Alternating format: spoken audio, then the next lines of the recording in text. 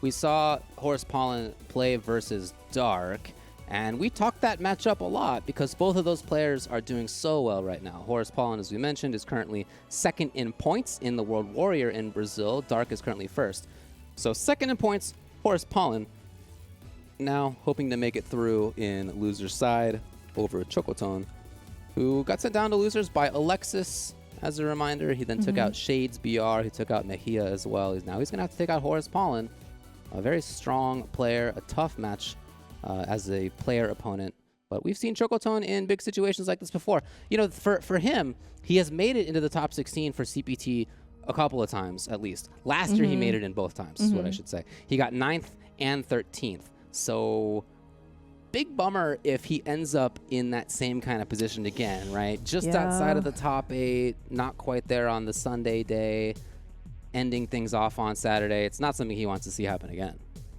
No, because like it'll definitely sting because you're just kind of like, man, you know, like I did learn what I can from my my previous run at the previous CPT, or even just like, you know, the World Warrior events or like locals and stuff. Like obviously you want to do really, really good, but going against like one of the best players in the Brazilian FGC, HorusPaulin, it's definitely gonna be a challenge. So yeah, the Ed and Laura matchup, how I've played against this, it's just I feel like it favors in Ed's side, but Laura can definitely get around and block some of this stuff, because I know that if you just do the regular BMB and an Ed tries to do the DP, you have enough time to block that and punish whatever you can. So that's one thing that I'm kind of looking forward to. Yep, there's the anti-air with the medium punch. It's such a good anti-air. Ooh, already waking up with the 3-framer. Yep, dash up. You can't do that. It's either you do the fierce or time the light elbow. Chocotone's already ready to go on trigger. Here we go. Oh, that could have been big. Yeah, absolutely. HorusPaulin at a comfortable spot, not taking any risks being too close. Ooh, dash up opportunity. Oh, okay. Yeah, that is going to punish that. Oh, nice job.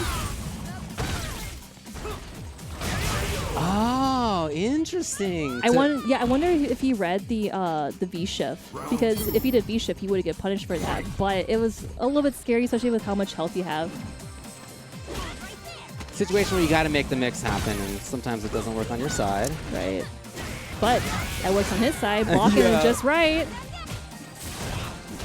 Missed the jab. Yeah, I felt that. Oh, beautiful stun on deck. There it is. Bomb, bomb, bomb, bomb, bomb, bomb. Not done yet, but almost. He's got to. Oh no! That could have been a V-trick activation, or HorusPaulin could have done V-reversal just to put him back in the little kitty zone, just to bully him out. Man, that definitely hurts, because I saw that Chocotone try to do like the double jabs into EX elbow. That definitely sucks. I wonder if he saw that he was close to him, but just one jab into EX elbow would have been fine, but just a double jab, your turn ends there. Well, I see what you're talking about in terms of that neutral game right there, and Ed having some control. But I would say even on top of that, it just seemed to me like HorusPaulin's understanding of where to be maybe as a player more than as a character was really effective. Sure.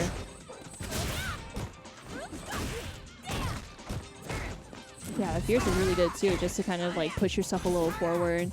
But of course, I have seen Chocotone using like, low forward into light elbow. Great defense here by HorusPaulin. Oh, nice. Ooh, the sway. That was tight. Yeah. All the way into the deep corner. Okay, Chocotone's out. 1, 2, 3. Oh, mid punish for the forward fierce from Chocotone. Oh, yeah. He got trigger off of that crush as well. Yep, here we go. Party time. Oh, look at this defense. Look at this defense for HorusPaulin. Let's go. To weather the storm of a trigger Laura right in your face. Not easy. Yeah, dude, HorusPaulin isn't scared. It's like, oh, Laura activated V trigger. I know you're going to go Unga Bunga, but I'm going to go Unga Bunga too. HorusPaulin sitting at match point, hoping to put Chocotone in his house. Going home. Okay. Chocotone's in. There's the catch. HorusPaulin did not let Chocotone get away with that kind of forward movement more than twice. Oh, checks in like the V-skill backdashing in. Just very safe stuff by HorusPaulin. On reaction again, we've seen Sway there, we've seen EXDP there. Hey, here we go. The fears after and then like a command grab. That's pretty nice. But HorusPaulin just trying to close things out. This is definitely going to close it out. Ba-bang!